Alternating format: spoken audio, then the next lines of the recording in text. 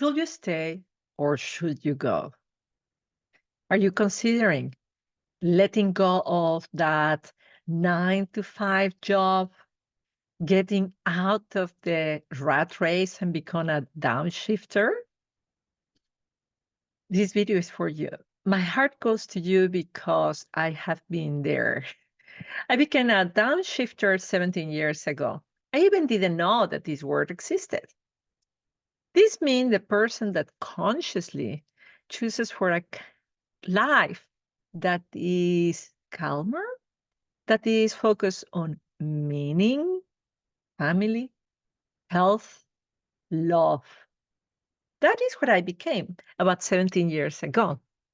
17 years ago, not only the corporate world spit me out, but I decided not to look for a new job, but look for a new opportunity somewhere else in the entrepreneurial world. For 17 years, I have been an entrepreneur. I became a coach. I became a YouTuber. I became not only that, I became a mom. I was able to actually fall in love and stay in love for all these years. It's insane to me because then it was impossible to hold a relationship longer than a few weeks. Mm, for me, it's the best that has ever happened.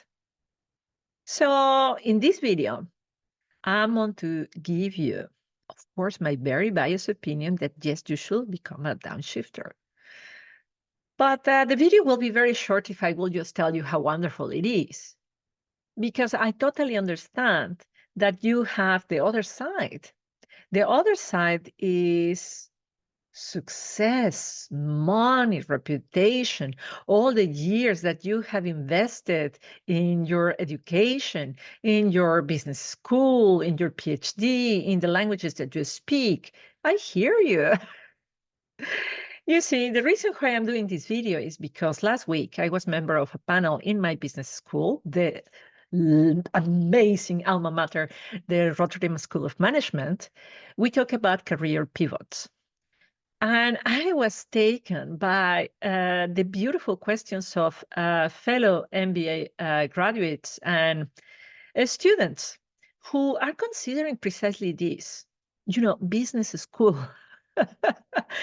In my time, 27 years ago, MBA was really to earn a lot of money in a corporate position to become director and CEO and to know how to become a millionaire by being in the corporate world. Just ambition, just greed is good. That was one of the lessons that we were told as MBAs decades ago. And now all these guys and gals, we're talking about, I want meaning. I want meaning. That was behind the question of everybody. So I decided to create this video for them and for you so that you take this decision with a heart that is centered, with a heart that feels that is possible. In fact, to connect your mind and your heart in a decision that actually feels good, and you can make a plan that is reasonable, a plan that is exciting, a plan that is good, just in the middle for your mind and for your heart. Let's get started. So the first question is, how do you want to live your life? How do you want to live your life? Is there something that you would like to give your life for? Is there something that you would like to die for? You see, I am 54 right now. In the past 5 years, I have been to so many funerals. I have cleaned so many houses with all these objects, bank accounts and money, and and the people are dead. My father, my mother, my etc., my aunt, and I have been really confronted to the fact that once you die, you will not wear those shoes that you so treasured. Material possessions are not really as important as they used to be for me after these experiences. So now I think, what do I want to live for? Do I want to live for the next t-shirt that I can buy? Or for the next champagne bottle that I can drink? Or do I want to live for something that actually contributes, that leaves something to the world, that leaves the world a better place? That's what I do this YouTube channel. For me, that's what I have conversations with my children. Yesterday was an amazing day of children conversations from, morning and evening. Those are the moments when I am really very much with my children. And they were asking me very serious questions about values and family and relationships. I was astounded about their questions. And then I figured, this is what I want to live for. This is what I will die for being there, for helping the next generation develop some values, a way of thinking for themselves that doesn't matter if I die, they will have it and they will give it to the next generation. And even if they are not parents, they will leave it to the next generation in their deeds, in the books that they write, in the trees that they will plant, in the I hope in the children they have, but in their deeds, in their companies they create, in the actions they will take. So this first question, maybe is the most important question that you need to consider. You see, in my last job, it was a great job, it's lovely people out there. But what did I actually do? I had a very big title and I control a lot of money. But at the end of the day, I was reading contracts and reading invoices. And is that something that fulfills me? It didn't. It really didn't fulfill me. Mm, I didn't want to give my life for that.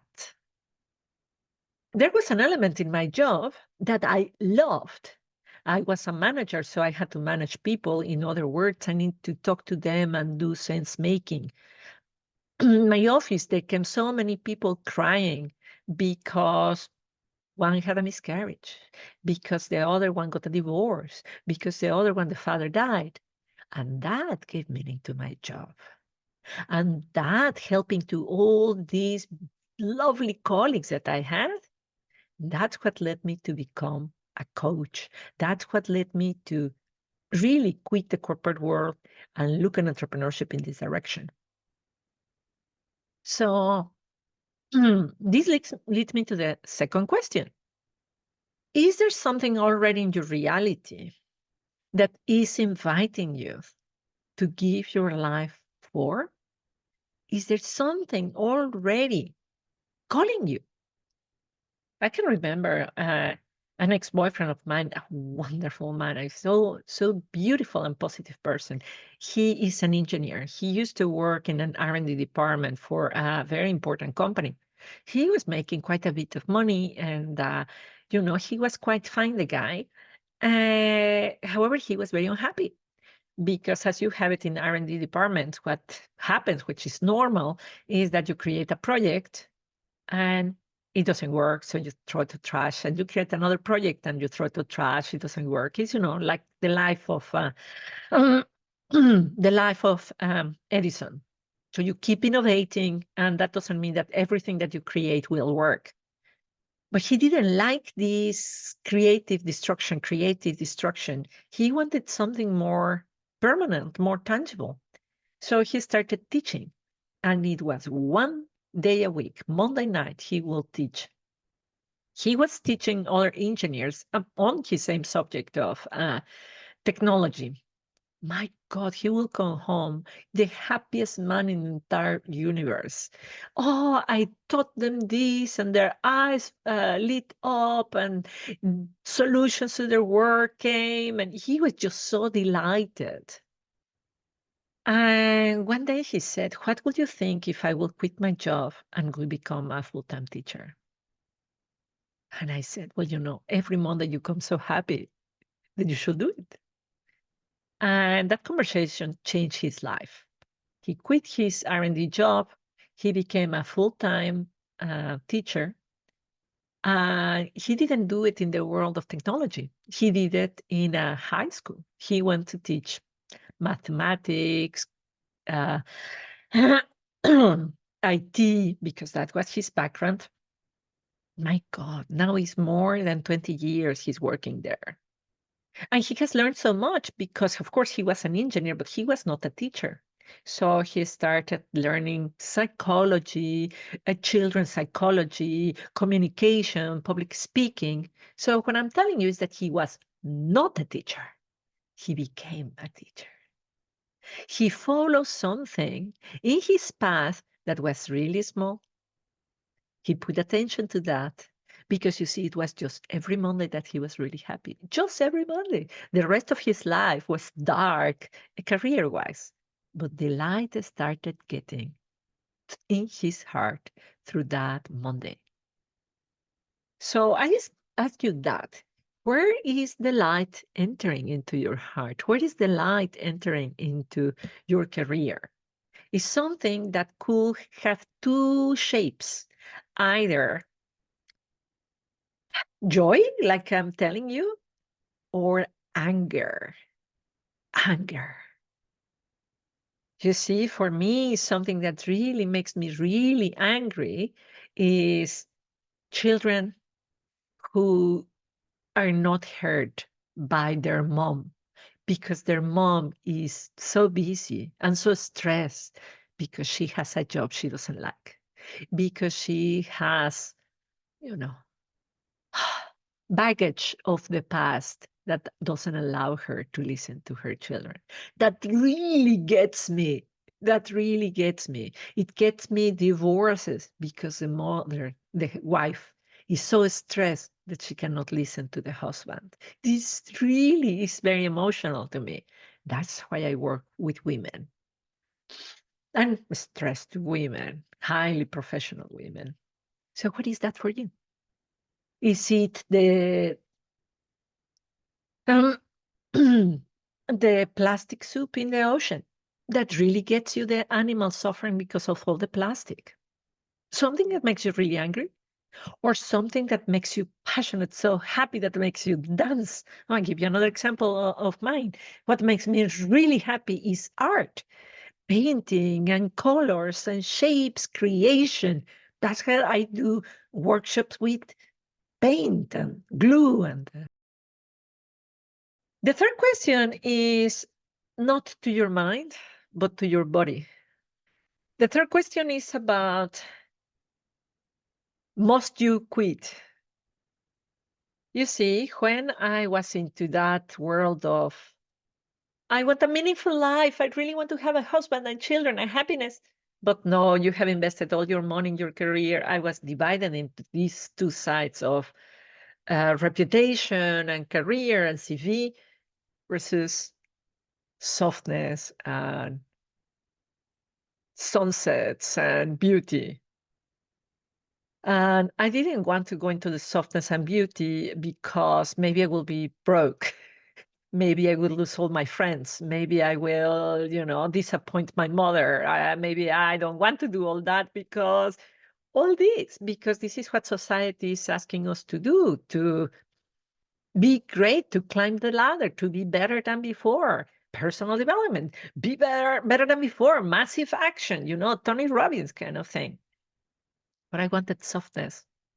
So I was in this dilemma, and the only one who was not in the dilemma was, of course, my soul, my intuition, but the one that was clearly talking to me was my body. I want you to start noticing about your body. My body was shouting at me. The white of my eyes was yellow. I was starting to have pains in my left shoulder. That is a telltale sign of a potential heart attack. And I was 30 something. So if that really had happened, I could be dead right now. My period, I had it twice a year. I mean, this is other possibility of cancer in the womb. Headaches. The other thing that happened to me often is that I will fall. I used to live in this very Dutch house with the stairs really steep. I fell off those stairs. I hurt my back. It was a pain that was there for months. I kind of recovered from that one. I went on holiday to Mexico. I fell. My left knee was hurting tremendously. And left knee, all the feminine started hurting. The feminine see when you knee is divine, the divine feminine was asking me, stop, Blanca, stop, sit down, stop running. So I invite you to pay attention. Pay attention to your body and how your body is talking to you because it is shouting at you. You just don't pay attention. Start a journal at night. Write your experiences during the day. Where did I have pain today? At what time did I have pain today? And pain and sensations. I used to have rashes in the skin before I saw a client at that time. And these rashes were a lot related with my anxiety of not being good enough to do that job. I needed to get better. And because of that, I was like, my body was reacting. And all the things that I already related to you. So start writing them daily, every night, because it's not normal to have a headache. And don't take your paracetamol. Feel the headache. Feel the headache. Feel the heavy menstruation. Feel the pain in the back. Feel whatever is what you feel. Realize that this is not normal. You are not supposed to live that way. I can tell you now, 54, I am more vital than 20, 30 years ago.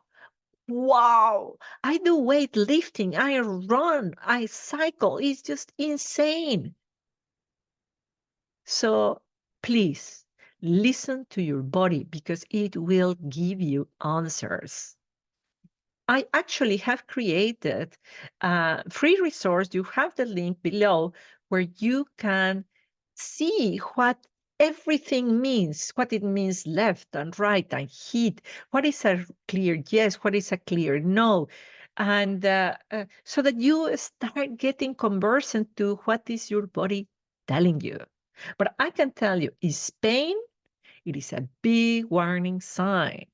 It's a big warning sign that what you are doing is not conducting to your best life. So I give you these 3 questions to ask. Now, the next question is, Blanca, then if I really want to downshift, what do I do? Well, if you're here, you're a highly educated person, make a plan.